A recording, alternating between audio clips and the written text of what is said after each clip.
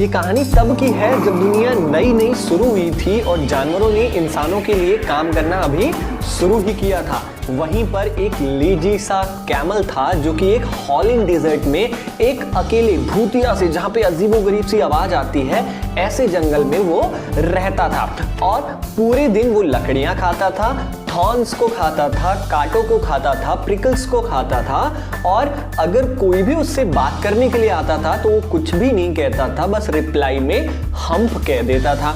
अब एक दिन की बात है, एक मंडे मॉर्निंग को घोड़ा उससे मिलने आया और घोड़े की पीठ पर सैडल लगा हुआ था। सैडल का मतलब होता है जो घोड़े की पीठ पर बैठने के लिए बनाया जाता है, उसको हम सैडल कहते हैं। तो घोड़े की पीठ पर सैडल लगा हुआ था।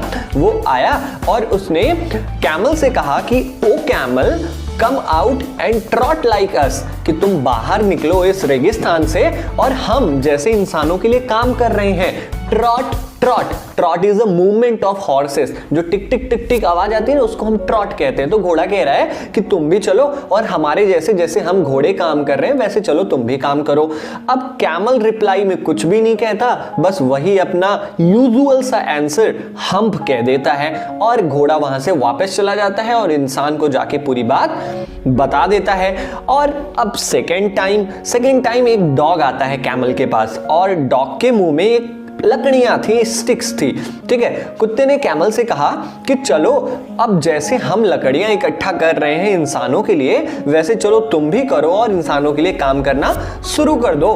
कैमल ने फिर वही उत्तर दिया, हम्प, और कुत्ता वहां से चला गया और इंसान को जाके सारी बात उसने बता दी। अब फिर से कुछ देर बाद एक ऑक्स आता है कैमल के पास, बैल। ठीक है, ऑक्स के गले में योक लगा हुआ था, YOKE। अब योक क्या होता है? जो दो बैलों को जोड़ने के लिए लकड़ी लगाई जाती है ना, उसको योक कहते हैं। तो बैल के गले में योक लगी हुई थी। उसने कैमल से कहा कि तुम भी चलो, हमारे जैसे खेतों को तुम भी प्लो करो, तुम भी खेतों को क्या करो, जोतो। और फिर से कैमल ने वही उत्तर दिया, हम्प, और फिर से बैल वहां से चला गया और इंसान को जाके उसने पूरी बात बता दी। उसी शाम को इंसान ने तीनों जानवरों को एक साथ बुलाया और कहा कि वह उन तीनों जानवरों के लिए सॉरी है, क्योंकि वो जो हम्प जैसी चीज है एकदम मिडिल ऑफ द डेजर्ट ना, वो काम नहीं करना चाहती है क्योंकि वो अब तक आया ही नहीं है। इसलिए उस ऊंट के हिस्से का काम इन तीनों जानवरों को करना पड़ेगा, मतलब इन तीनों जानवरों को डबल टाइम काम करना पड़ेगा। अब ये बात सुनकर तीनों जानवर, ऑक्स, हॉर्स और डॉग, तीनों बहुत दुखी हो गए। रेगिस्तान के कॉर्नर पर उन्होंने पंचायत बुला ली। अब ऊंट भी पंचायत में आया और वह कड चबा रहा था। कड का मतलब क्या होता है? जो जानवर खाना अंदर ले लेते हैं ना, फिर उसे वो वापस लाते हैं उसे चबाने के लिए, तो उसको कड कहते हैं। ठीक है, तो वो कड चबाते हुए वहां पर आया और उसने फिर से तीनों जानवरों का मजाक उड़ाया और वही अपना यूजुअल सा हम्प करके वहां से चला गया। कुछ देर बाद रेगिस्तान का जो राजा है, जिन, वहां पर आता है और वो जानवर, जो तीनों जानवर थे, उन्होंने जिन को सारी बात बता दी। उन्होंने जिन से कहा कि रेगिस्तान के बीच में एक लंबी गर्दन और एक लंबे पैर वाला कोई चीज है जो कि बिल्कुल काम नहीं करना चाहता। घोड़े ने कहा ना तो वो मेरी तरह ट्रॉट करना चाहता है, और ऑक्स ने कहा कि ना तो वो मेरी तरह खेत को जोतना चाहता है, ना तो वो प्लो करना चाहता है। और जब हम उसे काम करने के लिए बोलते हैं तो वह बस हम्प कह देता है।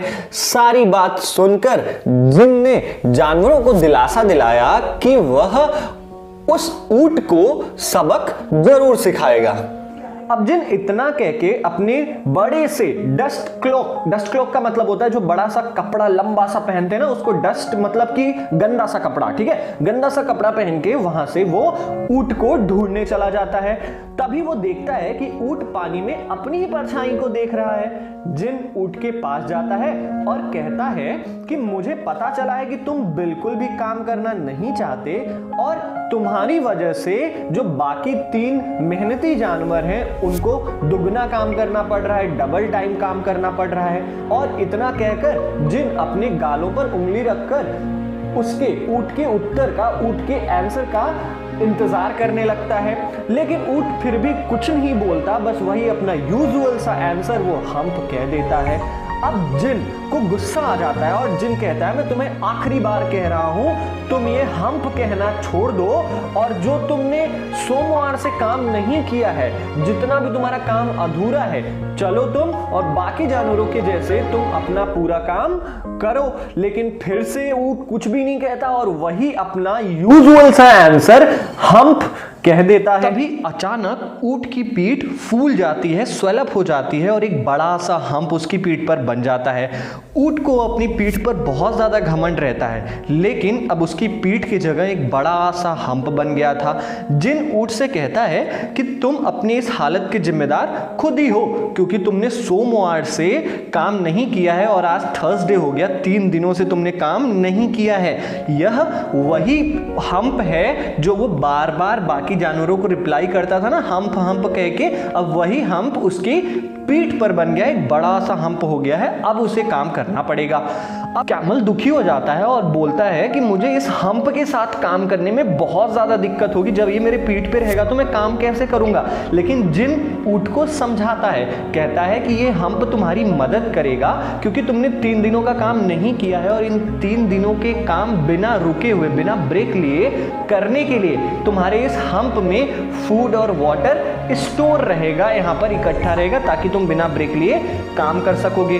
अब तुम यहाँ इस डिजर्ट से, इस जंगल से, इस रेगिस्तान से तुम निकलो और बाकी जानवरों के जैसे तुम भी काम करो और तुम कभी भी इस हम्प के लिए, अब देखो यहाँ पर जो हम्प नाम था ना, उसको अब हम हम्प कहते हैं। जो हम्प लंबा घिसता था, अब हम उसे हम्प कहते हैं ताकि ऊंट को बुरा ना लगे। जिन कहता है अब ये तुम हम्प के लिए तुम कंप्लेन ना करना, क्योंकि ये एक स्पेशल हम्प है जो तुम्हारी हमेशा मदद करेगा। और उसी दिन से लेकर आज के दिन तक ऊंट के पीठ पर वो हम्प बना हुआ है, लेकिन आज भी ऊंट ने उन 3 दिनों का काम जो छूटा हुआ था, वो काम अभी तक उसने पूरा नहीं कर पाया है और ना ही वह अच्छे से बिहेव करता है, ना ही वो लोगों के साथ अच्छे से व्यवहार करता है।